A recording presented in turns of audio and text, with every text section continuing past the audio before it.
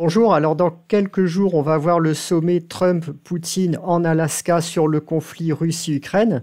Où il commence à y avoir quelques attentes sur les marchés à ce sujet. Donc je vous propose de voir dans cette vidéo déjà de faire un point sur la situation géopolitique actuelle et qu'est-ce qu'on peut attendre de ce sommet en conséquences éventuelles sur les marchés pour les investisseurs.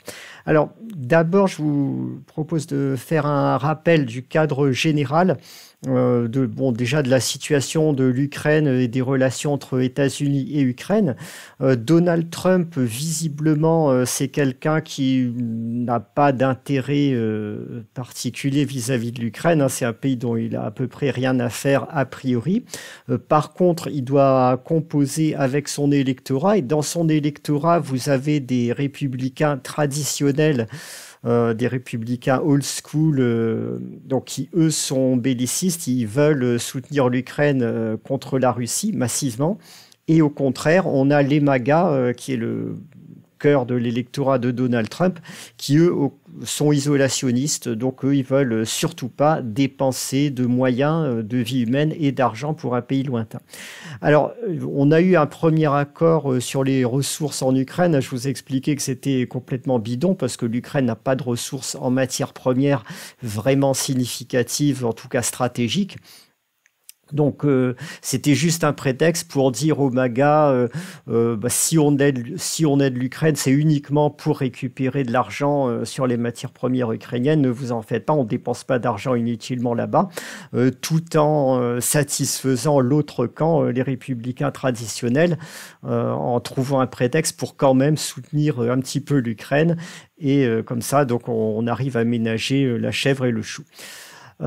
Alors après, il y a un cadre plus général, le cadre mondial dans lequel on se trouve actuellement. Et ce cadre mondial, il est complètement dirigé par un contexte de guerre froide, donc de compétition économique, mais maintenant de guerre froide croissante entre les États-Unis et la Chine, qui va aller en s'amplifiant.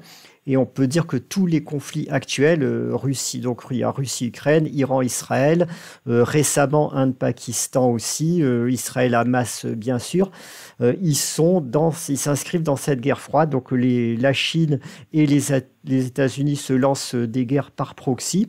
Ils soutiennent leurs pays vassaux ou leurs pays affiliés en espérant affaiblir, donc chacun espère affaiblir diplomatiquement, économiquement, militairement, son adversaire en utilisant ses proxys. Alors le conflit Russie-Ukraine, il est en plein dans cette règle, évidemment. La Chine soutient la Russie. Économiquement par ses achats de gaz, de pétrole. Militairement aussi, on a des preuves régulières de drones qui sont équipés entièrement par la Chine, de composants électroniques qui arrivent en masse en Russie depuis la Chine. Et de l'autre côté, il y a les États-Unis qui soutiennent l'Ukraine directement ou par l'intermédiaire de leurs pays vassaux européens. Mais enfin, c'est quand même deux blocs qui s'affrontent là-bas. Alors la stratégie, chacun a sa stratégie propre dans ce conflit. La Chine, ce qu'elle veut, c'est utiliser son atout, c'est-à-dire la puissance économique, la puissance manufacturière pour soutenir, armer les vassaux qui vont embêter les pays alliés des États-Unis. Donc elle les aide de cette façon-là. Et ça oblige les États-Unis à intervenir pour protéger ses vassaux, donc à dépenser de l'argent. Et la Chine essaye comme ça de saigner économiquement les États-Unis. Les États-Unis, eux, ce qu'ils veulent, c'est ils ont moins de moyens manufacturiers. Par contre, ils ont un atout qui est qu'ils ont plus d'alliés, ils ont un poids international plus important. Donc, eux, ce qu'ils essayent de faire, c'est de retourner les alliés de la Chine, de changer les régimes alliés de la Chine. Donc les vassaux pro-chinois pour les faire basculer dans le camp américain. Et un jour, arriver à retourner le régime chinois lui-même, donc pour gagner totalement la partie. Donc ça, c'est leur stratégie à eux. Je ne dis pas qu'ils vont y arriver, mais c'est comme ça qu'on peut interpréter la situation actuelle. Alors, dans cette guerre froide, chaque pays a des points faibles et des points forts. Alors, les USA, leur problème, c'est qu'ils ont un secteur manufacturier beaucoup plus faible que celui de la Chine. Ils ont beaucoup moins de travailleurs, ils ont évidemment beaucoup moins d'entreprises de ce secteur. Donc, pour convertir tout ça sur le plan militaire, c'est plus compliqué que la Chine. Si la Chine décide de convertir son outil, son appareil de production manufacturier en armement, elle peut vraiment dépasser les États-Unis à ce niveau. Ils ont moins de cohésion sociale qu'en Chine, hein, c'est une société beaucoup plus éclatée, avec beaucoup plus de composantes diverses. Et il y a du surendettement, mais la Chine aussi, donc de ce point de vue-là, c'est un peu match nul, on va dire. Maintenant, la Chine, son gros point faible, paradoxalement pour moi, c'est la fragilité du régime. On a un régime autoritaire qui commence à être sérieusement en bout de course face à une population qui est de plus en plus éduquée, donc qui va être de plus en plus critique vis-à-vis du régime. Hein. Le vieux régime communiste, il continue à faire de la propagande comme s'il avait en face de lui une population à QI moyen 80-85 sans aucune éducation. La population en question, elle n'est pas du tout dans cet état-là et je pense qu'elle se rend compte de plus en plus de la supercherie du régime chinois. Donc, à mon avis, il y a un souci de ce côté-là. Il y avait un consensus social jusqu'ici qui était que tant que le gouvernement assure une grosse croissance, assure une amélioration rapide des conditions de vie des Chinois, on accepte l'autoritarisme, mais si ça n'est plus le cas, et en ce moment, au niveau économique, ça commence à se compliquer sérieusement pour la Chine, le régime, il peut être sérieusement en danger également. Elle est plus isolée que les USA sur le plan international, c'est-à-dire qu'il y a beaucoup moins d'alliés stratégiques. Hein. Les principaux alliés de la Chine, la Russie, l'Iran, le Pakistan, le Venezuela et quelques autres, ce ne sont pas des pays tellement qui ont un gros poids économique et politique sur le plan mondial, à part la Russie évidemment. Et puis on a un modèle économique chinois qui est en bout de course parce que ça fait trop longtemps qu'il subventionne à fond les investissements en capacité manufacturière. Donc il y a une surproduction qui se crée, des investissements qui sont de moins en moins rentables et la Chine essaye d'écouler sa surproduction en vendant à bas prix à l'étranger et ça crée des tensions croissantes vis-à-vis des pays qui reçoivent ces biens manufacturiers subventionnés. Qui crée des déséquilibres dans les échanges internationaux. Donc voilà, il y a ces problèmes-là. Et maintenant, qu'est-ce que veulent Trump et Poutine dans ce conflit Russie-Ukraine? Trump, à mon avis, ce qu'il veut, puisqu'il a adopté une position assez conciliante avec la Russie, il l'invite en Alaska sur un ex-territoire russe assez symbolique, il le légitime sur le plan international quand même, parce que c'est la première fois depuis 10 ans que Poutine va se rendre sur le territoire américain. Je pense qu'il veut il espère pouvoir détacher la Russie de l'emprise chinoise, de la ramener plus ou moins dans le giron américain en étant très conciliant avec elle.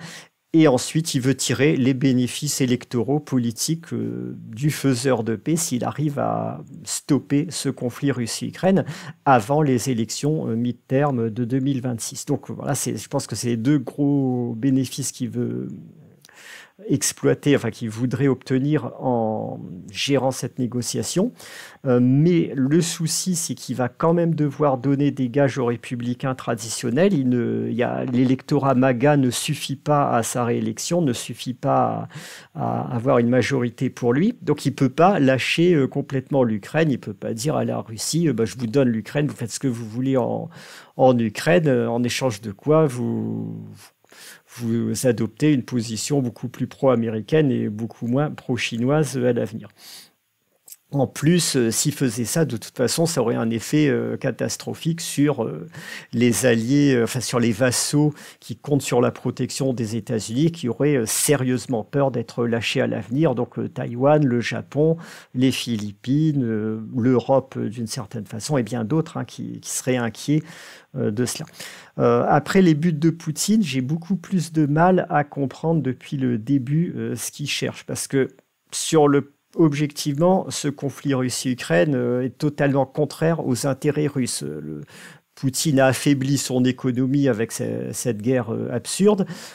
Il n'a rien à gagner à récupérer les 4 oblasts perdus en Ukraine, de l'Est de l'Ukraine, qui n'ont aucun intérêt stratégique pour la Russie, qui a d'immenses territoires à développer déjà. Donc on n'a certainement pas besoin d'en obtenir des supplémentaires, d'autant qu'il n'y a vraiment pas de matières premières stratégiques dans cette partie est de l'Ukraine. Il y a quelques matières premières, mais c'est vraiment pas grand-chose. La Russie en a 100 ou 1000 fois plus.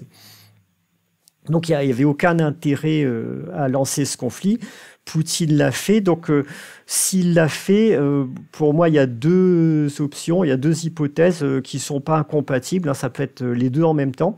Il y a la thèse de Philippe Fabry sur l'impérialiste revanchard, c'est-à-dire que Poutine porte en lui les aspirations d'un peuple qui a été humilié par la récente révolution post-Gorbatchev et la perte de très nombreux territoires, une grosse perte d'influence russe à la suite de cette révolution, donc qui a une revanche à prendre, et il y a donc un conquérant comme Poutine qui voudrait conquérir des territoires pour réparer cet affront. C'est très possible que Poutine soit dans cet état d'esprit. Donc, en tout cas, c'est la thèse de Philippe Fabry qui est très intéressant, un auteur intéressant à suivre. L'autre hypothèse, c'est que Poutine est un autocrate. Ça, il n'y a pas de doute sur le fait que c'est un autocrate, mais que du coup, il ait besoin d'utiliser la guerre comme un outil pour renforcer son contrôle sur le pays, tout simplement. Alors ça, c'est très courant chez les autocrates.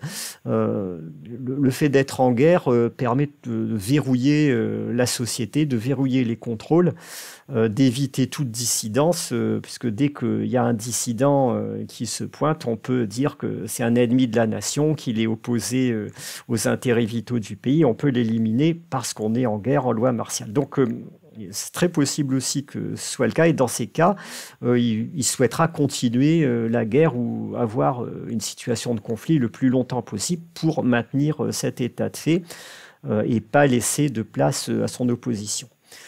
Dans un cas comme dans l'autre, ça ne va pas vers la paix.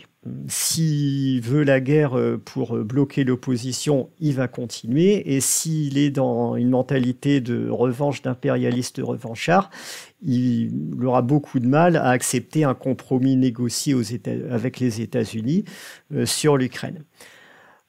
Donc moi, ce que j'attends de ce sommet, pas grand-chose en fait. Je ne pense pas qu'il y aura de miracle qui va ressortir de ce sommet. La Russie, pour l'instant, elle a l'avantage sur le terrain.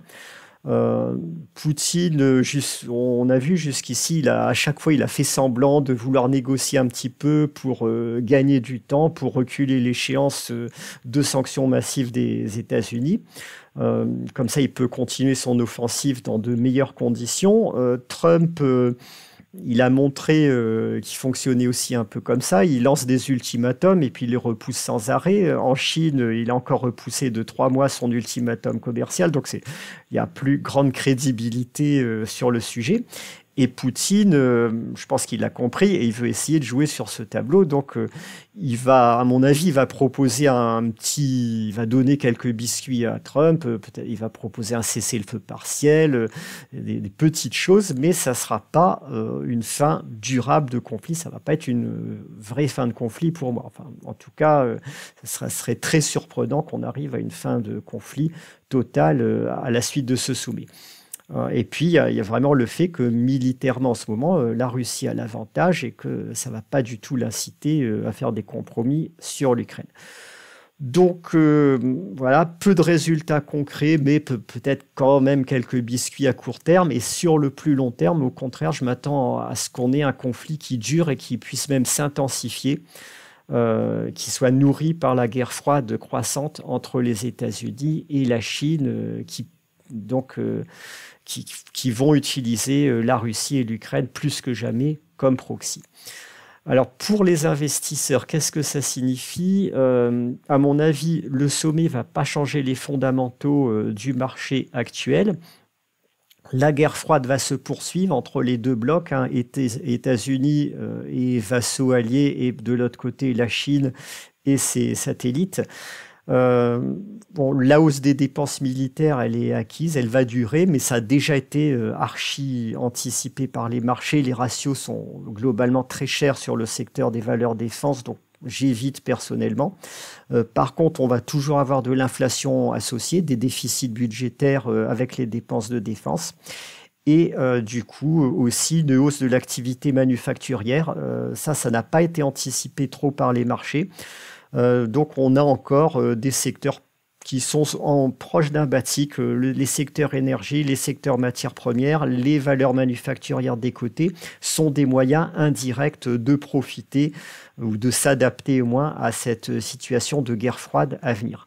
Donc, ce que j'appelle les investissements indirects en défense, en hausse des dépenses militaires. Donc, vous avez les actifs anti-inflation, hein, classiques, pétrole, matières premières, l'or. La hausse des dépenses publiques, des dépenses militaires creusent les déficits et inflationnistes. Le secteur manufacturier aussi, bon, je pense à l'Allemagne et la Pologne quand il faudra reconstruire l'Ukraine ou tout simplement augmenter la production d'armement.